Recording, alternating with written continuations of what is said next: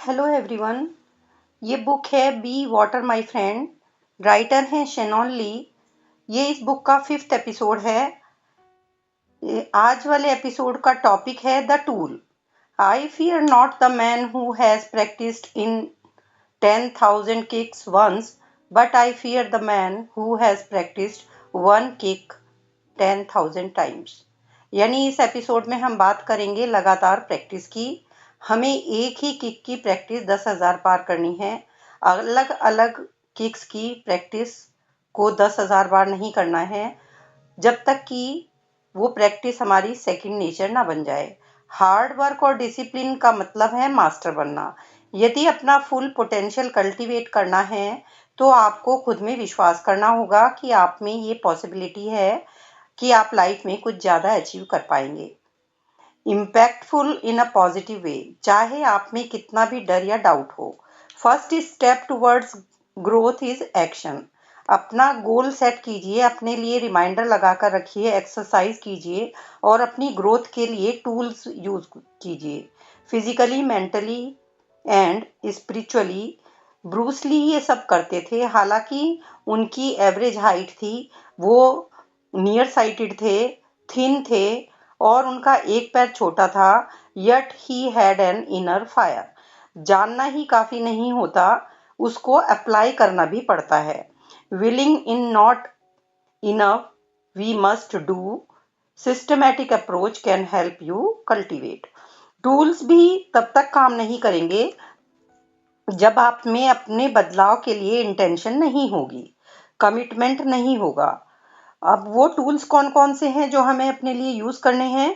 Tool number 1 है take M, second tool है take action, third है अफर्म, फोर्थ है बी सिंबॉलिक, फिफ्थ है जनरल और सिक्स्थ है गेट फिजिकल।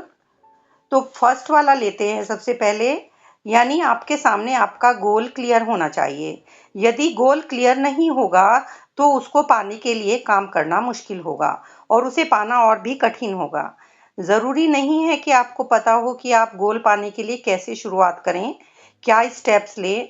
आप जैसा सोच रहे थे वैसे आपका गोल अचीव ना हो, लेकिन जैसे जैसे आप आगे बढ़ते जाएंगे गोल पाने के तरीके आपके सामने अनफोल्ड होते चले जाएंगे, खुलते चले जाएंगे। बस आप में गोल की क्लैरिटी होनी चाहिए and the energy of your ultimate vision. अपने गोल को लिख कर रखिए। क्लैरिटी ऑफ पर्पस हमें प्लान ऑफ एक्शन को डिसिसिवली लेने में हेल्प करेगा और बल्कि हम उन लोगों से भी दूर रहने में हमारी हेल्प होगा जो हमारे एम के रास्ते में बाधा डालते हैं। आपके परेशानियों में घिर जाने के बावजूद आपको क्लियर होना चाहिए, यानी clarity helps you continue to take em. If you do the work to really know yourself, that ultimate knowledge of who you are will help you to remain grounded and function from your root. Knowing who you are, what you want and what you love will serve you faithfully. I mean clarity का मतलब है कि आपने आधी लड़ाई जीत ली है। सेकंड टूल है एक्शन लेना, take action. Bruce Lee was a man of action. Be a practical dreamer. Practical का मतलब है कि ड्रीम पॉसिबल है। ब्रेन कभी भी सोचना नहीं छोड़ता, बॉडी फील करना नहीं छोड़ती और इसीलिए थॉट और फीलिंग में फंसकर हम एक्शन लेना भूल जाते हैं। That is action paralysis. लेकिन एक्शन चाहे छोटा ही क्यों ना हो, यानी जैसे पेपर पर गोल लिख कर रखना और पहला कदम अपने गोल की तरफ बढ़ाना। Action begets more action. Remember, Newton कहते थे an object at rest stays at rest and an object in motion stays in motion. So be the object in motion. Confidence से आगे बढ़ते रहिए। We begin, we practice, we experiment, we try things and with the proper attitude. Attitude ही सब कुछ है। यदि आप सोचते हैं कि आप ये कर सकते हैं तभी वो चीज़ पॉसिबल होती है। पेसिमिस्टिक एटीट्यूड से कुछ भी पॉसिबल नहीं होता। चाहे आप कोई भी टूल या तरीका अपनाएं, a bad attitude slows you down and hinders your ability to succeed. यदि हम प्रेजेंट या अवेयर नहीं होंगे और नेगेटिव एटीट्यूड होगा तो हम कंफ्यूज रहेंगे और जब हम क्लैरिटी से आगे नहीं बढ़ेंगे तो अपनी स्ट्रेंथ और कॉन्फिडेंस का हमें फायदा नहीं मिल पाएगा। रिजल्ट की परवाह किए बिना आगे बढ़ते जाना है। No attachment to the result. There is no shame in failure if you never tried to in the first place. जब भी आप गिरो या स्टम्बल हो जाओ तो दोबारा खड़े होकर शुरुआत करो। Action is the high road to self confidence. पहला छोटा कदम आपके आत्मविश्वास को और बेहतर करेगा। And let the confidence create energy towards more action. Third tool है हमारा अफर्म। आपने शायद अफर्मेशन के बारे में सुन रखा होगा। पॉजिटिव बातों को बार बार दोहराना। There are 7 affirmations. पहली अफर्मेशन है memory, subconscious mind, imagination, emotion, reason, conscience, will power. Memory माने अलर्ट माइंड की वैल्यू को समझिए, अलर्ट मेमोरी की वैल्यू को पहचानिए, अलर्ट रहिए, थॉट को ध्यान से चुनिए जो आपके गोल को पॉजिटिवली इम्पैक्ट करे। दूसरा है आपका सबकॉन्शियस माइंड। सबकॉन्शियस माइंड की पावर को भी पहचानिए, अपने पर्पस और गोल की सही पिक्चर अपने माइंड में रखिए, कॉन्स्टेंटली उस पिक्चर को देखिए और डेली रिपीट कीजिए। थर्ड है आपकी इमेजिनेशन। अपनी इमेजिनेशन में अपने प्लान्स को डेली डेवलप कीजिए। फोर्थ है आपके इमोशन। इमोशन पॉजिटिव नेगेटिव दोनों तरह की होती हैं, तो पॉजिटिव इमोशंस को डेवलप करने की आदत डालिए, नेगेटिव इमोशंस को कन्वर्ट करके कुछ यूजफुल एक्शन में बदलिए। फिफ्थ है आपका रीजन। यदि रीजन सही नहीं होगा तो नेगेटिव और पॉजिटिव इमोशंस डेंजरस हो सकती हैं। सो डिजायरेबल एंड होना चाहिए। डिजायर, एम और पर्पस कभी भी फॉल्टी नहीं होना चाहिए। सिक्स्थ है आपका कॉन्सेंस। अपनी कॉन्सेंस को राइट या रॉन्ग यानी सही या गलत की समझ के लिए एनकरेज कीजिए, चाहे आपको कितनी ही मुश्किल का सामना करना पड़े।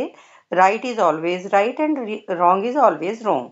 सो सही रीजन, सही तर्क, सही कारण को अपने इमोशंस के साथ आपको काम करना है। ओवर एंथुजियाज्म में गलती नहीं करनी है। सेवंथ पॉइंट है आपका will power. Will power mind की सुप्रीम कोर्ट है। विल पावर को डेली अफर्म कीजिए। अफर्मेशन से आप एक बीज अपने सबकॉन्शियस या अनकॉन्शियस माइंड में बो देते हैं जो ग्रो करेगा। जब आप डेली उसे अफर्मेशन देंगे तो वो और बड़ा हो जाएगा और आपका सबकॉन्शियस माइंड आपकी पर्सनैलिटी का ड्राइवर है और आपके एक्शन का अपनी अफर्मेशन पर पॉजिटिव इम्पैक्ट होगा, वो जरूर पूरी होगी। अफर्मेशन लिख कर रखिए, डू इट एवरी डे। ये आपके बिहेवियर को मॉडिफाई करने में हेल्प करेगी, लाइफ के बारे में आपका नजरिया बदलेगा। टूल 4 है बी सिंबॉलिक, यानी अपने पर्पस को हम कभी कभी भूल जाते हैं तो उसके लिए कुछ सिंबल आप ट्राई कर सकते हैं। जैसे कि आप अपने उसको एक्नॉलेजमेंट के लिए उन कहीं पे लिख के रख सकते हैं, बाथरूम में या किचन में या बेड साइड पे। You can create your own, जिससे आपको आपका पर्पस, आपका मोटो, आपकी लाइफ का जो एम है वो याद रहे।